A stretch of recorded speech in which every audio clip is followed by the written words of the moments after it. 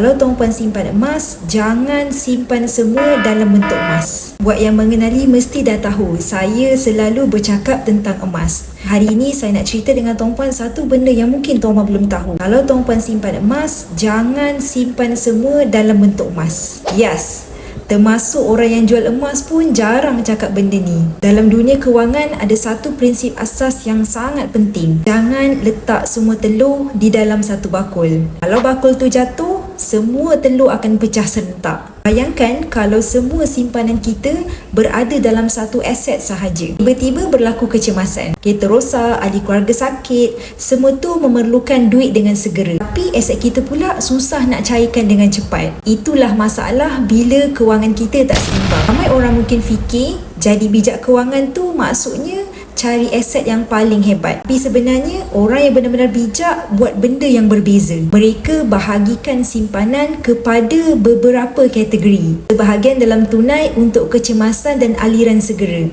Bahagian dalam emas untuk lindungi nilai dalam jangka masa panjang. Kenapa emas masih penting? Untuk pengetahuan tuan puan, emas ni kalis inflasi, aset fizikal, dan sebenarnya emas berada dalam kawalan kita sendiri. Sebab itu, ramai pakar kewangan cadangkan sekitar 10% hingga ke 50% kekayaan disimpan dalam bentuk emas. Bergantung kepada tahap risiko kewangan masing-masing. Boleh sahaja komen emas di bawah dan saya akan bantu tuan puan dengan sebaiknya.